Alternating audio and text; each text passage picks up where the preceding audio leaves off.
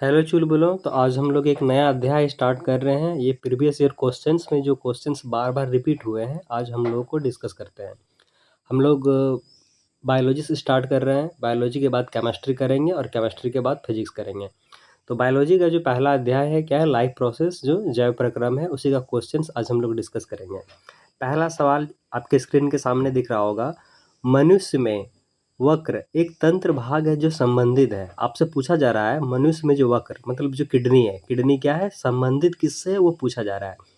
पहला ऑप्शन दिया हुआ है पोषण, दूसरा ऑप्शन दिया है श्वसन, तीसरा ऑप्शन दिया है उत्सर्जन और चौथा ऑप्शन दिया है परिवहन।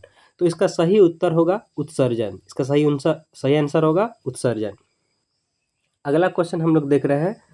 पादप में जाइलम उत्तरदायित्व है। जो पादप कोशिकाएं होती है, पादप कोशिकाएं में पूछा जा रहा है जो जाइलम है, जाइलम उत्तरदायित्व है मतलब जाइलम का मेन फंक्शन मतलब मुख्य कार्य क्या है वो आपको बताना है। पहला ऑप्शन दिया है जल का वाहन, दूसरा ऑप्शन दिया हुआ है भोजन का वाहन, तीसरा ऑप्शन दिया हुआ है एमिनो अम्ल का वाहन और चौथा ऑप्शन दिया हुआ है ऑक्सीजन का वाहन। तो इसका सही उत्तर होगा जल का वाहन। अगले क्वेश्चन को और हम लोग प्रस्थान कर रहे हैं। अगला क्वेश्चन है स्वपोषी पोषण के लिए आवश्यक है। जो स्वपोषी होते हैं उसके लिए सबसे महत्वपूर्ण आवश्यक क्या है वही पूछा गया है। पहला ऑप्शन है कार्बन डाइऑक्साइड तथा जल, दूसरा ऑप्शन है क्लोरोफिल, तीसरा ऑप्शन है सूर्य की प्रकाश और चौथा ऑप्शन है उपयुक्त सभी। तो इसका सही उत्तर हो जाएगा उपयुक्त में से सभी। जो स्वपेशी होती है, स्वपेशी के लिए सभी चीज़ महत्वपूर्ण है। कार्बन डाइऑक्साइड भी महत्वपूर्ण है, जल भी महत्वपूर्ण है, क्लोरोफिल भी महत्वपूर्ण है और सूर्य की प्रकाश भी महत्वपूर्ण है। अगला क्वेश्चन देख सकते हैं आप। पाइरुवेट के विखंडन से यह कार्बन डाइऑक्साइड तथा जल और ऊर्जा देती है। तो यह क्रिया कहाँ होती है आपसे पूछा जा रहा है। जो पाइरुवेट है, पाइरुवेट के विखंडन से यह कार्बन डाइऑक्साइड, जल तथा ऊर्जा देती है। यह क्रिया कहाँ होती है आपको बताना है। सबसे पहला ऑप्शन है कोशिका द्रव, दूसरा है ऑप्शन है माइटोकॉन्ड्रिया, तीसरा है हरित लवक और चौथा है केंद्रक।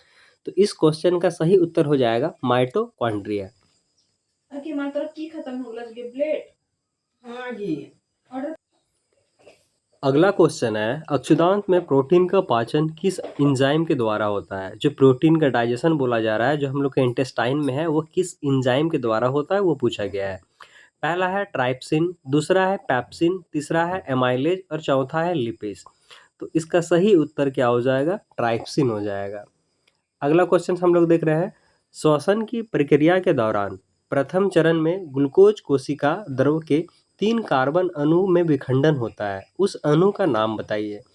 पूछा जा रहा है आपसे श्वसन की प्रक्रिया के दौरान प्रथम चरण में ग्लूकोज कोशिका द्रव में 3 कार्बन अणु में विखंडन होता है, उस अणु का नाम बताइए। पहला आपसे पूछा गया है, पहला ऑप्शन दिया गया पाइरुवेट, दूसरा है लैक्टिक एसिड, तीसरा है एथेनॉल और चौथा है एमिनो एसिड। तो इसका सही उत्तर हो जाएगा पाइरुवेट। अगला क्वेश्चन हम लोग देखते हैं। मानव का हृदय के कितने कोष्ठ में बटा होता है। जो चैम्बर्स होते हैं हम लोग के हृदय में, वो चैम्बर्स कितने होते हैं वो आपसे पूछा गया है। पहला ऑप्शन है 2, दूसरा ऑप्शन है 4, तीसरा ऑप्शन है 3 और चौथा ऑप्शन है 5। तो इसका सही उत्तर हो जाएगा ऑप्शन नंबर बी, जो क्या है 4। अगला क्वेश्चन हम लोग देख रहे हैं। पादप में फ्लोएम उत्तरदायित्व है। जो पादप कोशिकाएं होती है, पादप कोशिकाएं में फ्लोएम फ्लोएम उत्तरदायित्व होते हैं। जो फ्लोएम का मुख्य कार्य क्या होता है वो बताना है। पहला है जल का वाहन, दूसरा है भोजन का वाहन, तीसरा है एमिनो अम्ल का वाहन और चौथा है ऑक्सीजन का वाहन।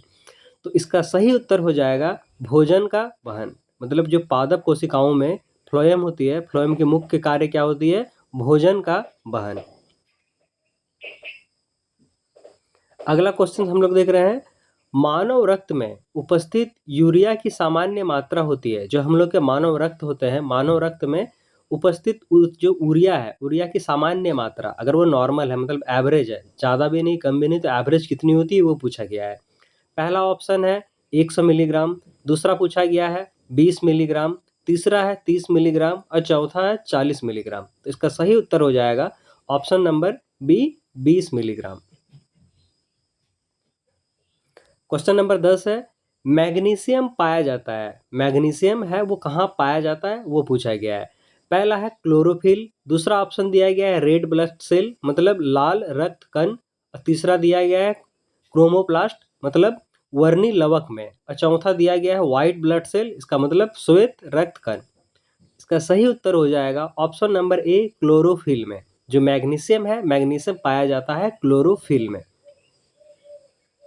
अगला क्वेश्चन हम लोग देख रहे हैं, प्रकाश संश्लेषण द्वारा किसकी प्राप्ति होती है। जो प्रकाश संश्लेषण है, प्रकाश संश्लेषण में किसकी प्राप्ति होती है, मतलब उसका प्रोडक्ट क्या मिलता है हम लोगों को।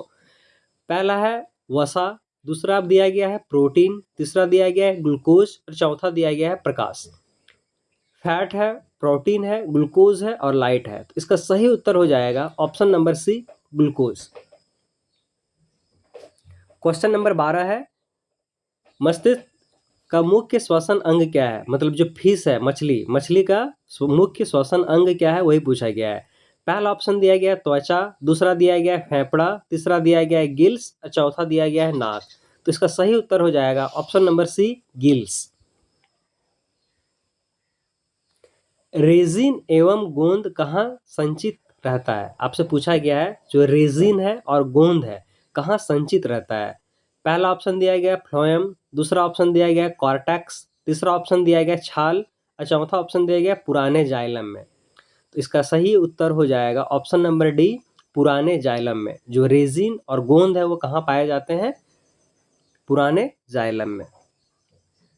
क्वेश्चन नंबर 14 देख रहे हैं हम लोग, निम्नलिखित में कौन सा उत्सर्जी अंग है। आपसे पूछा गया है वैसा कौन सा अंग है जो क्या है उत्सर्जी है।